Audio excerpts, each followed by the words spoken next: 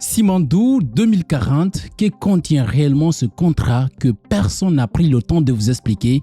Je te raconte. On nous a promis des milliards, on nous a vendu des rêves de développement, de routes, de ports, d'écoles, d'hôpitaux, mais derrière les grandes cérémonies et les annonces officielles, la vérité est tout autre.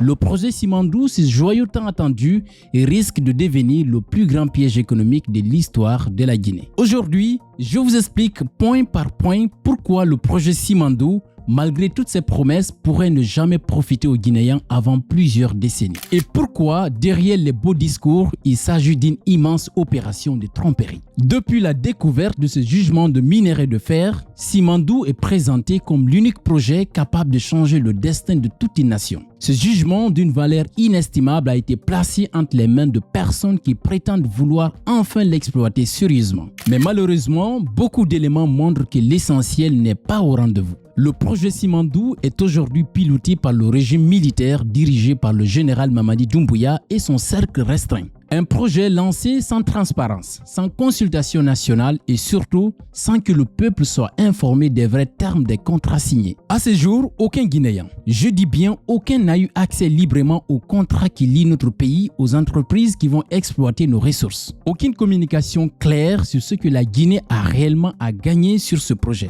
Alors, rentrons dans les détails et voyons ce que cache réellement le projet Simandou 2040. Oui, c'est vrai, après des décennies, le blocage sous plusieurs régimes, le CNRD a lancé officiellement le projet. Mais dans le fond, ce lancement cache une arnaque monumentale. L'État guinéen n'a que 15% de part dans l'ensemble, les mines, les chemins de fer et les ports. Et ces 15% sont verrouillés.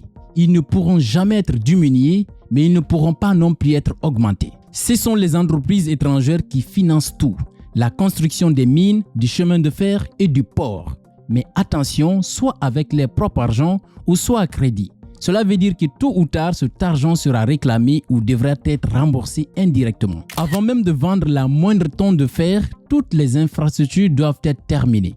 Pas de chemin de fer, pas de port, pas de vente. Pendant plusieurs années, seules les entreprises partenaires du projet auront le droit d'utiliser le chemin de fer. Les autres secteurs guinéens n'auront pas accès à ce axe logistique stratégique. Les entreprises auront l'obligation d'employer des travailleurs guinéens et de collaborer avec des entreprises guinéennes. Mais sans contrôle sérieux, rien ne garantit que cela soit respecté. L'État guinéen touchera seulement 3,5% de revenus de la vente du fer, ce qu'on appelle une redevance, une maigre commission sur les ventes. Pendant 30 ans, le contrat est figé.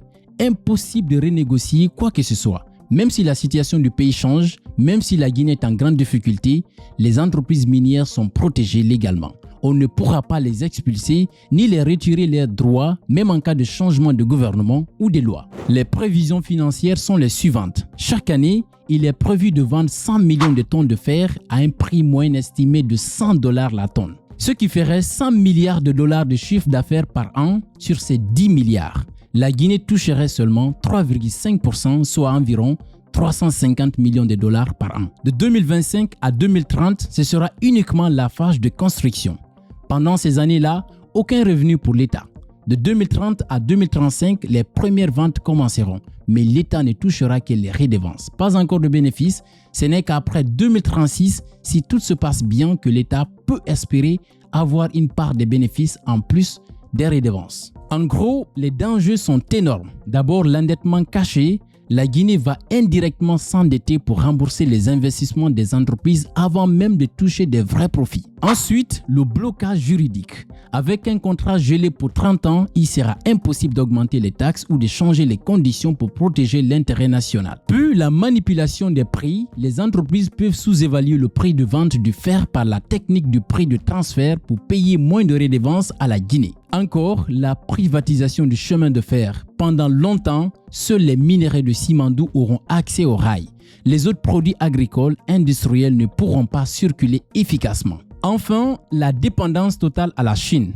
La majorité du fer sera exporté vers la Chine. Si demain la Chine ferme son marché, la Guinée sera prise au piège sans alternative immédiate. Si rien ne change, ce ne sont pas les Guinéens qui profiteront du Simandou, ce sont les entreprises étrangères. Pendant que notre pays atteindra, espérera et s'endormira sur des promesses vides. Le projet Simandou, aujourd'hui, est surtout utilisé comme un outil de propagande par le gouvernement du général Mamadi Doumbouya. Un projet mis en avant pour masquer les arrestations arbitraires, les dérives autoritaires et la dilapidation de nos ressources nationales. À coups de billets de banque, on achète le silence, on construit des soutiens de façade, pendant que la vraie richesse de la Guinée s'envole tonne après tonne vers d'autres continents. Simandou 2040, ce n'est pas l'avenir radieux qu'on nous promet. C'est un mirage tragique fabriqué pour mieux asservir le peuple guinéen. Si toi tu penses que ce projet va décoller sous le CNRD, laisse ton avis en commentaire.